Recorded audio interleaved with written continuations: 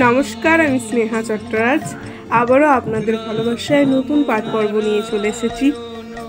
ভালো লাগলে like, comment, share করতে একদমই ভুলবেন না। চলুন রাম ও নারায়ণের রামকে স্মরণ করে আমাদের আজকের পাঠ পর্বটি শুরু করা যাক। প্রিয় ভক্তগণ, আজ আমি তোমাদের শোনাতে চাই এক রহস্যময় নাম, রাম ও নারায়ণের রাম। শুধু নাম নয়, এই নামের ভেতরে লুকিয়ে আছে গ্রাম বাংলার মাটি, লোককথার সুর আর মানুষের বিশ্বাস। কে তিনি? একজন সাধারণ মানুষ, নাকি একজন যিনি সময়ের সীমানা পেরিয়ে আজ মানুষের মনে রয়ে গেছেন? যখন গ্রামে হাঁটতে হাঁটতে চোখে পড়ে সবুজ মাঠ, ধান গাছের দোলায় ভেসে আসে প্রাচীন কণ্ঠ, তখন মনে হয় এই মাটির গভীরেই কোথাও লুকিয়ে আছেন তিনি। লোকের মুখে মুখে গল্প ভেসে বেড়ায়। কেউ বলেন রাম ও নারায়ণ রাম ছিলেন দরিদ্রের অবলম্বন, ক্ষুধার্তের মুখে ভাত তুলে দিতেন তিনি, অন্যায়ের সামনে মাথা নোয়াতেন না। যেমন গ্রীষ্মের ভেতর হঠাৎ বৃষ্টি নামলে মানুষ প্রাণ ফিরে পায়, ঠিক তেমনি তার উপস্থিতি মানুষকে এক শান্তি দিত। আবার কেউ বলেন তিনি ছিলেন ভক্তির প্রতীক। রাতের গভীরে প্রদীপের আলোয় বসে নাম করতেন, আলো আধারের মাঝে খুঁজতেন চিরন্তন সত্যকে। তার চোখে ভক্তি ঝলমল করত, আর তার কণ্ঠে শোনা যেত প্রার্থনার সুর। কিছু লোক বিশ্বাস করেন তিনি ছিলেন সমাজ সংস্কারক। অসত্য, ভণ্ডামি, কুসংস্কারের বিরুদ্ধে গ্রাম বাংলার অন্ধকারে তিনি আলো জ্বালিয়েছিলেন।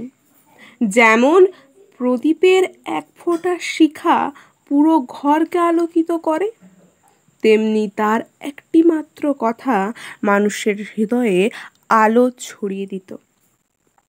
প্রিয় ভক্তগণ, রাম ও নারায়ণ রাম নাম শুধুমাত্র ইতিহাস নয়, এ যেন মানুষের হৃদয়ের শান্তি, মানুষের হৃদয়ের ভালোবাসার প্রতিচ্ছবি।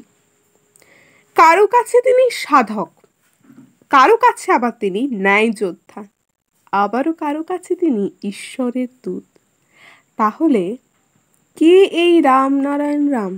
সাধারণ মানুষ কি অসাধারণ সত্য বলছে, নাকি মিথ্যা?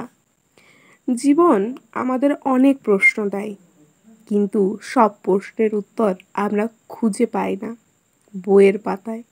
কিছু উত্তর খুঁজতে হয় হৃদয়ের ভিতরে, কিছু উত্তর খুঁজতে হয় বিশ্বাসের আলোয়। হয়তো রাম ও নারায়ণ রাম সেই উত্তরগুলির মধ্যে এক প্রতীক। যেমন দুঃখ আছে, সেখানে তিনি সান্ত্বনা দেন। যেখানে অন্যায় দেখবেন, সেখানে তিনি প্রতিবাদ করেন। যেখানে ভক্তি আছে, সেখানে তিনি আশ্রয়দাতা। তাই আজও গ্রাম বাংলার আকাশে তার নাম ভেসে আসে। মানুষ মনে মনে ডাকে, হে রাম, হে রাম ও নারায়ণ রাম, তুমি আমাদের ভুলে যেও না। আমি কোনো সিদ্ধান্ত চাপিয়ে দিচ্ছি না, সত্য মিথ্যার বিচার করবে তোমরাই। তোমাদের হৃদয়ের ভেতরেই লুকিয়ে আছে আসল উত্তর। কে এই রাম, কে সে সিদ্ধান্ত কেবল তোমাদের। তবে ভক্তগণ, একটা কথা মনে রেখো, রাম ও নারায়ণ রামের নাম নিয়ে কত কথা, কত স্মৃতি, কত প্রশ্ন রয়ে গেল।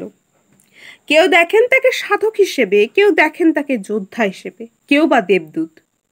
কিন্তু আসল উত্তর তা লুকিয়ে আছে তোমাদের হৃদয়ের ভেতরে। আজকের এই পাঠ পর্ব হয়তো এখানেই শেষ, কিন্তু গল্পের শেষ নয়। কারণ যতদিন ভক্তি, যতদিন ন্যায় আর ভালোবাসা থাকবে, ততদিন রাম ও নারায়ণের রামের নাম বেঁচে থাকবে। বিচার তোমাদের হাতে, তোমরাই বলো কে এই রাম, ও নারায়ণ রাম। চলো আজকে এখানে শেষ করছি। রাম ও নারায়ণ রাম, রাম ও নারায়ণ রাম, রাম ও নারায়ণ রাম।